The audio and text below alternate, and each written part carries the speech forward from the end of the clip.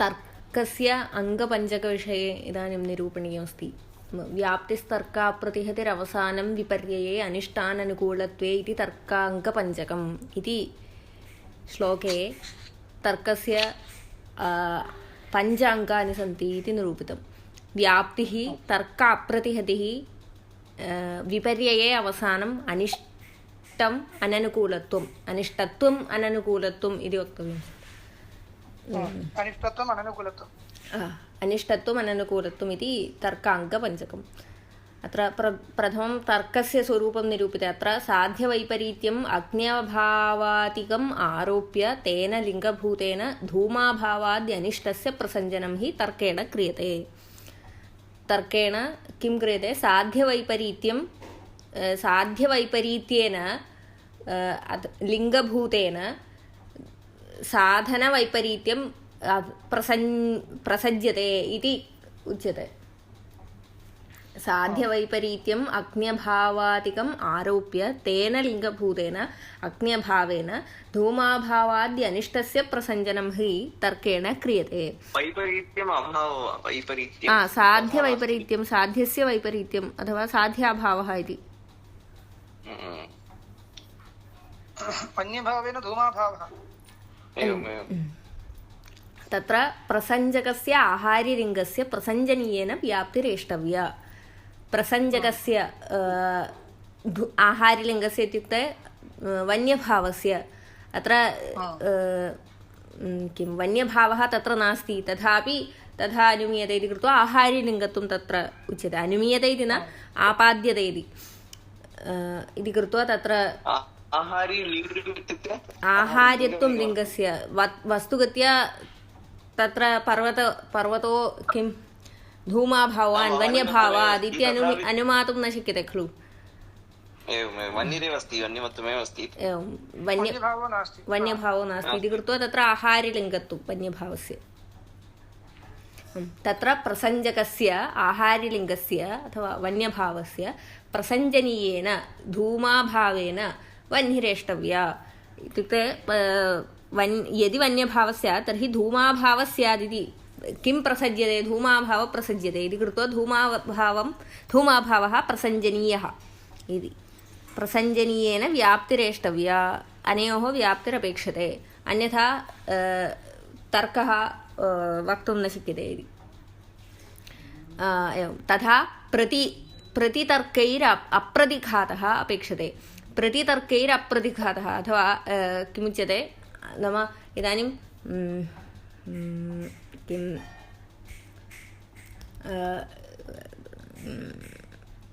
किं तत्र उदाहरणं किमपि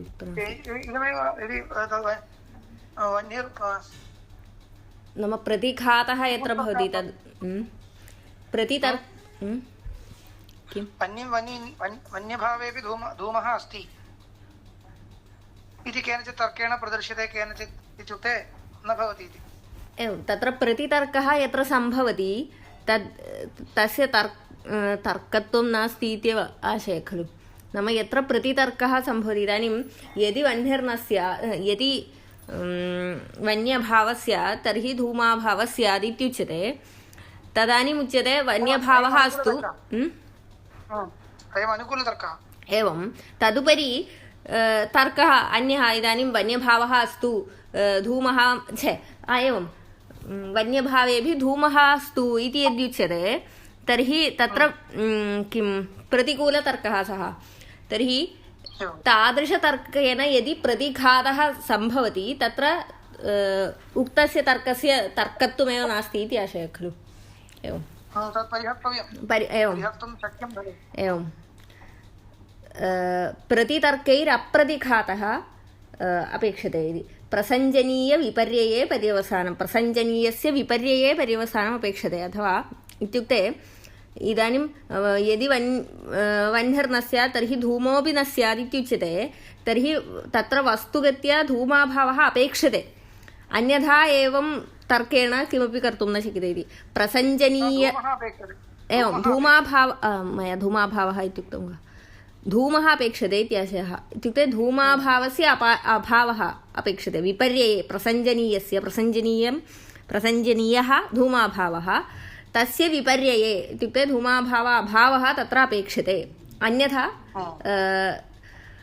तर्कं कर्तुं न शक्यते यदि वह्निर्न स्यात् तर्हि धूमोऽपि न स्यात् नास्ति एव इति वदति एवं तावदेव प्रसञ्जनीयविपर्यये तर्हि तस्य प्रयोजनं नास्ति इति प्रसञ्जनीयविपर्यये पर्यवसानम् एवं चेत् एवं स्यात् न चैवम् इति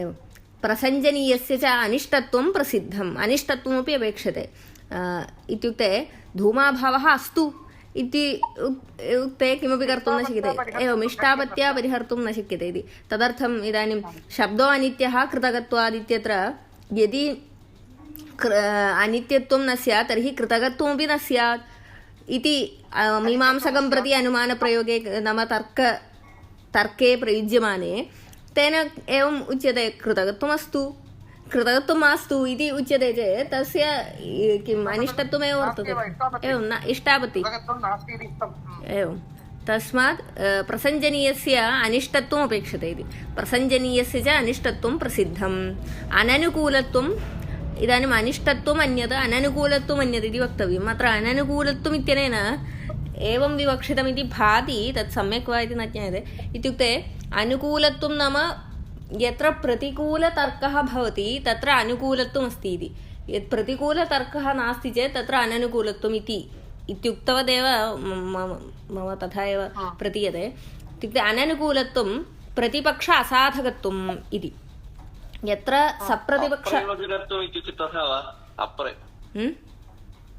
अप्रयोजकत्वं तथा नास्ति वा अप्रयोजकत्वं अननुकूलत्वम् इत्युक्ते अप्रयोजकत्वम् इत्यर्थः नास्ति खलु अप्रयोजकत्वम् इत्यर्थः नास्ति इदानीं तादृश अननुकूलत्वम् अपेक्षते इत्येव उच्यते खलु अप्रयोजकत्वम् अपेक्षते इति न किं प्रति परस्य अननुकूलं भवेत् एवम् परस्य अननुकूलम् इत्युक्ते अनिष्टत्वम् अननुकूलत्वम् इति द्वयम् उक्तम् अननुकूलत्वम् इत्यनेन नाम तादृश किं प्रतिपक्ष असाधकत्वम् एवं तादृश प्रतिपक्षस्यैव अभावः अपेक्षते अनिष्टत्वं केवलं पूर्वपक्षिणां मतस्य साधकं न भवेत् एवम् अस्माभिः आपाद्यमानं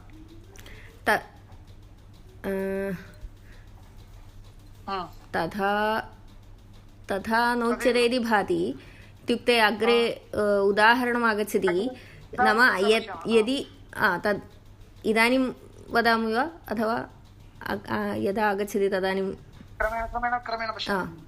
क्रमेण अस्तु अननुकूलत्वं प्रतिपक्ष असाधकत्वम् इति अङ्गवैकल्ये च तर्काभासत्वं भवति यदि व्याप्तिर्वा अथवा एकं नास्ति चेत् अङ्गवैकल्यं भवति तस्मात् तर्काभासत्वमेव तत्र तर्कत्वं नास्ति तर्काभासत्वमेव भवति इति इदानीं क्रमेण उच्यते व्याप्त्यभावे यथा यद्य अग्निमत्वं न स्यात् तर्हि पर्वतत्वमपि न स्यात् इति तर्के प्रयुज्यमाने तत्र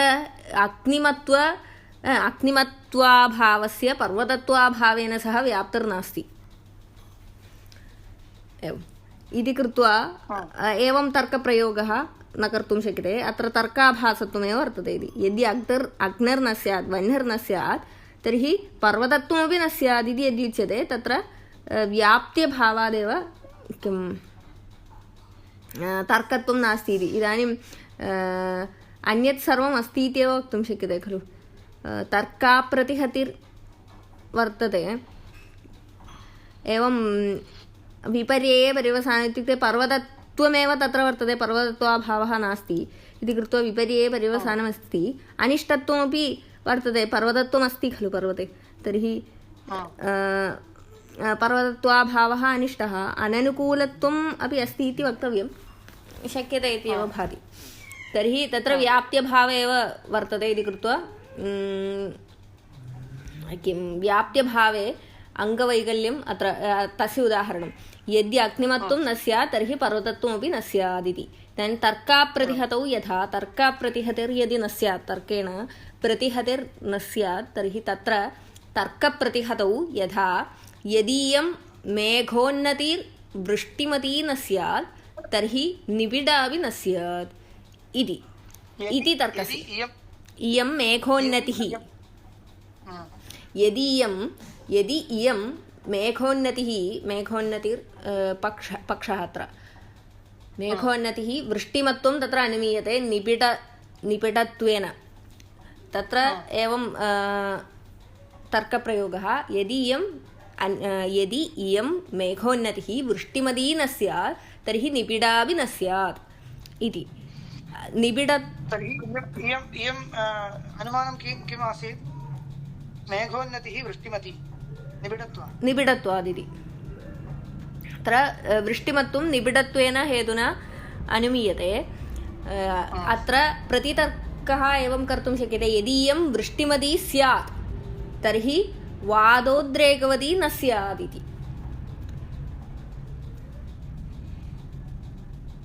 वृष्टिमत्वं कः अर्थः निबिडत्वं नाम घनीभूत मेघसमूहः तथा घनीभूतं वर्तते इति तद्दृष्ट्वा अवश्यं वृष्टिर्भवति इति अनुमीयते तत्र नाम वातः अपि दृश्यते तर्हि वृष्टिर्न भवति इति वक्तुं शक्यते इति कृत्वा तत्र प्रतितर्कः सम्भवति इति निबिडः मेघः दृष्टश्चेदपि मध्ये वातः आगतश्चेत् सः अन्यत्र गच्छति वृष्टिर्न भवति एवं वायुना अन्यत्र नीयते चेत् ततः परं वृष्टिर्न भवति इति कृत्वा तत्र व्यभिचारः सम्भवति तस्मात् यदि वातोद्रेकवती स्यात् तदा वृष्टिर्न भवति वृष्टिमती न भवति तर्हि यदि वृष्टिमती स्यात् तर्हि वातोद्रेकवती न स्यात् वात प्रवाहः वायुप्रवाहः न भवेत् तदानीमेव वृष्टिमत्वं भवति तर्हि प्रतितर्केण प्रतिहतिर्भवति अत्र इति कृत्वा अत्र अस्य नाम यदीयं मेघोन्नतिः वृष्टिमती न स्यात् तर्हि निबिडापि न स्यादिति तर्काभासत्वं भवति एवम् इदानीं विपर्ययपर्यवसानाभावे यथा शब्दोऽनित्यः कृतकत्वात् इति मीमांसकं प्रतिप्रयोगे यदि अनित्यो न स्यात् तर्हि कृतकोऽपि न स्यादिति तर्कः तत्र कृतकश्चायम् इति पर्यवसायितुं न शक्यते कृतकत्वम् अत्र न सिद्धमिति शब्दे कृतकत्वं न सिद्धमिति कृत्वा विपर्यये पर्यवसानं कृतकत्वाभावाभावे पर्यवसानं न सम्भवति इति कृत्वा एवं तर्कप्रयोगः कर्तुं न शक्यते यदि अनित्यो न स्यात् तर्हि कृतकोऽपि न स्यादिति इदमेव किम् अनिष्टत्वं नाम इष्टत्वं यदि स्यात् इत्यत्रापि एवमेव वक्तुं शक्यते इत्यपि उच्यते तत्र कृतकश्चायम् इति पर्यवसाययितुं न शक्यते मीमांसकपक्षे शब्दस्य कृतकत्वाभावात् इष्टत्वमपि अत्रैव कृतकत्वाभावस्य तं प्रति इष्टत्वात् इति नाम प्रसञ्जनीयस्य अनिष्टत्वम् अपेक्षते इदानीं प्रसञ्जनीयस्य इष्टत्वमेव वर्तते कृतकत्वाभावः स्यात् इत्युक्ते अस्तु इष्टम् इत्येव उच्यते इति इष्टत्वमपि अत्रैव कृतकत्वाभावस्य तं प्रति इष्टत्वात् अनुकूलत्वे यथा अनुमेयं कर्मत्वात् आदित्यकर्मवत् इत्यत्र अन्यथा कर्मैव न सिद्ध्येत् इति तर्कः इत्युक्ते अत्र पक्षः कर्मणि अनुमेयत्वं साधयति कर्म अनुमेयं कर्मत्वात् इति प्रत्यक्षं नास्ति इति मते कर्म अनुमेयं कर्मत्वात् आदित्यकर्मवत् इत्यत्र अन्यथा कर्मैव न सिद्ध्येदिति तर्कः यदि कर्म अनुमेयं न स्यात् तर्हि कर्मैव न स्यादिति तर्कः अस्य अनुकूलत्वमेव वर्तते अननुकूलत्वं नास्ति इत्युच्यते स च तत् कथम् इत्युक्ते स च प्रत्यक्षवादिनामपि अनुकूलः इति तैरपि प्रत्यक्षत्वं साधयित्वा अन्यथा कर्मैव न स्यादिति वक्तुं शक्यत्वादिति तुल्यरीत्या तेनापि वक्तुं शक्यते कर्म प्रत्यक्षं कर्मत्वात् एवम् आदित्यकर्मवत् एवं तर्हि अत्रापि किं वक्तव्यं प्रतिकूलतर्कस्य तर्केण उपयोगो नास्ति इत्येव आगतं खलु अननुकूलत्वं नाम पूर्वपक्षिणां साध्यस्य साधकं न भवेदित्यर्थः कर्मत्वं कर्मत्वरूपो हेतुः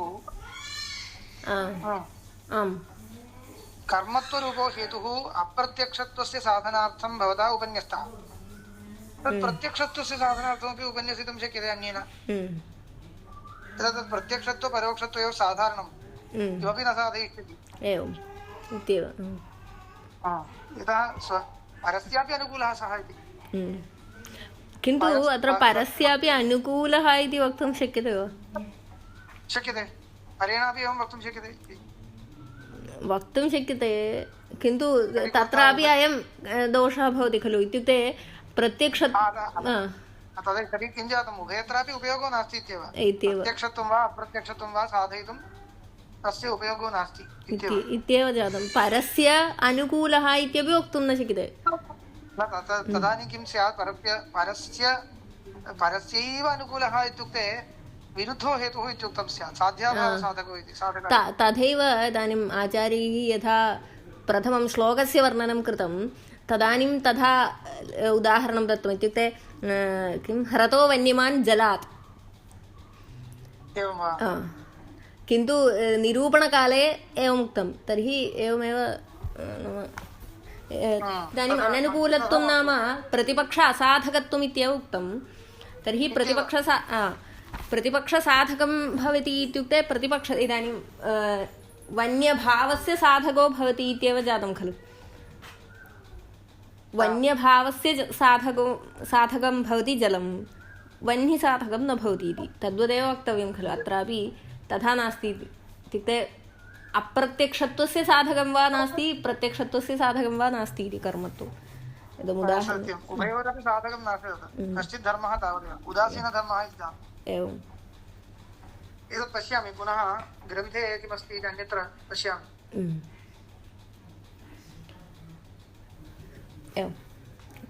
स च प्रत्यक्षवादिनाम् अपि अनुकूलः तैरपि प्रत्यक्षत्वं साधयित्वा अन्यथा कर्मैव न स्यादिति वक्तुं शक्यत्वात् इति इदानीं आत्माश्रयादेश दोषाः तर्के एव अन्तर्भूताः अनिष्टप्रसङ्गरूपत्वात् इति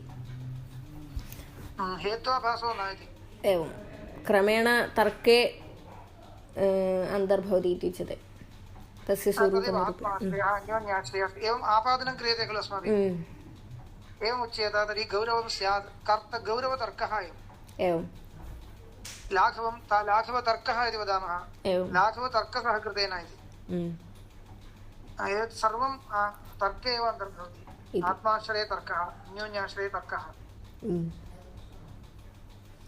क्रमेण तस्य स्वरूपमपि उच्यते आत्माश्रयो नाम कः अन्योन्याश्रयो नाम कः इति स्वेनैव स्वस्य सिद्धिर्या तदात्माश्रयदूषणम् अनेन अन्यस्ततश्चायम् इति अन्योन्याश्रयं भवेत् स्वेनैव स्वस्य सिद्धिः इत्युक्ते स्वस्य सिद्ध्यर्थं स्वस्य ज्ञानमेव अपेक्षते चेत् स्वज्ञानमेव अपेक्षते चेत् तत्र आत्माश्रयः अस्ति इति आत्माश्रयरूपदोषः स्वज्ञानाधीनज्ञानविषयत्वं स्वस्यैव इति स्वेनैव स्वस्य सिद्धिर्या तदात्माश्रयदूषणम् अनेन अन्यः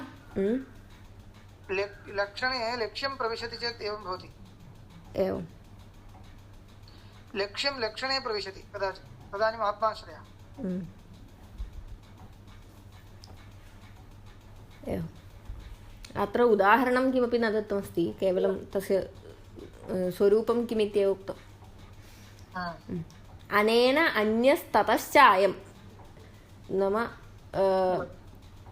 स्वेन अन्यस्य ज्ञानं भवति तेन स्वस्य ज्ञानं भवति चेत् तत्र अन्योन्याश्रयः भवति इति अनेन स्वज्ञानाधीनज्ञानविषयत्वं स्वस्य एवं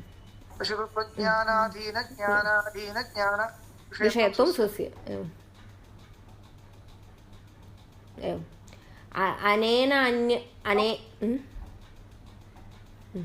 अनेन अन्यस्ततश्चायम् इति अन्योन्याश्रयं भवेत्.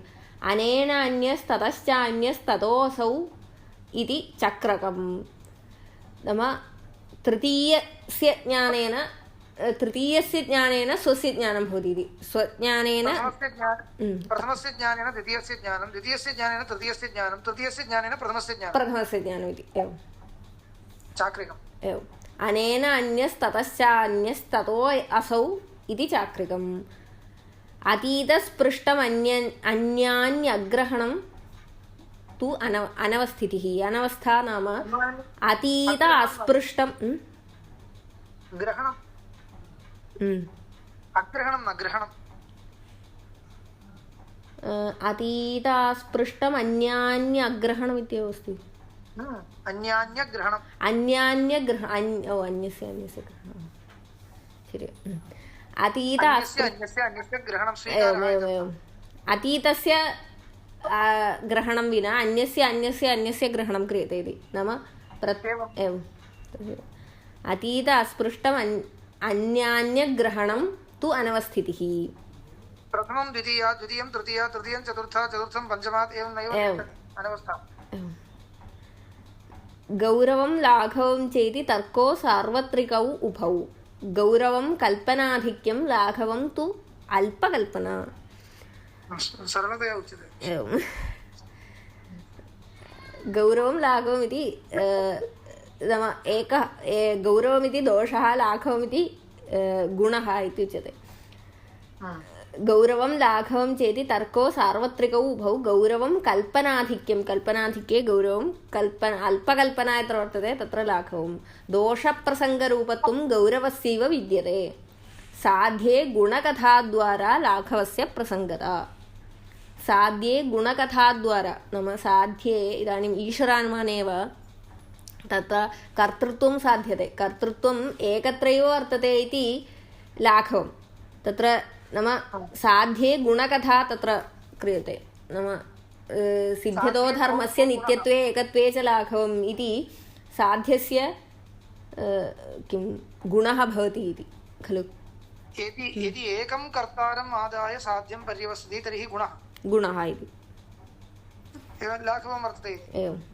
साध्ये गुणकथाद्वारा लाघवस्य प्रसङ्गता. साध्याभावानुवादेन दोषः साध्ये गुणोऽपि वा एवं वा वक्तुं शक्यते. इत्युक्ते साध्ये गुणकथाद्वारा लाघवस्य प्रसङ्गता इति वा साध्याभावस्य दोषः स्यात् इति. यद्येवं न स्यात्, यदि एकः कर्ता न स्यात् तर्हि एवं स्यात् इति. साध्याभावे दोषः स्यात् इति वा साध्ये गुणः स्यात् इति वा उभयमपि वक्तुं शक्यते. साध्याभावानुवादेन दोषः साध्ये गुणोऽपि वा यत्रानुकूलस्तर्कोऽसौ साध्यसिद्धौ अनुग्रहात्. अनुकूलतर्कः यत्र वर्तते तस्यैव साध्यसिद्धौ उपयोगः इति. यत्र अनुकूलतर्कोऽसौ साध्यसिद्धौ अनुग्रहात्. साध्यस्यैवानुवादेन यदनिष्टप्रसञ्जनं सतर्कप्रतिकूलः स्यात् साध्यसिद्धिनिरोधनात्. साध्यस्य अनुवादेन साध्यसिद्धिं प्रति साध्यसिद्धेः अनुग्राहकम् इति कृत्वा एव अनुकूलतर्कः इत्युच्यते इति. एवं. साध्यसिद्धौ अनुग्रहात् अनुकूलतर्कः. एवं. साध्यसिद्धेः प्रतिबन्धकरणात् प्रतिकूलतर्कः. साध्यस्यैवानुवादेन यदनिष्टप्रसञ्जनं सतर्कप्रतिकूलः स्यात् साध्यसिद्धिनिरोधनात्. यत्र साध्यसिद्धिर्न भवति इति साध्यसिद्धौ प्रतिकूलः भवति इति कृत्वा प्रतिकूलस्तर्कः इति. स चायं तर्कः व्याप्तिग्रहणवेलायाम् अनुमानोत्थानसमये वा व्यभिचारशङ्कां निरस्य व्याप्तिं शोधयन् अनुमानस्य अनुग्राहको भवति. तर्कस्य उपयोगः कुत्र भवति इत्युच्यते. इदं श्वः पश्यामः. अस्तु.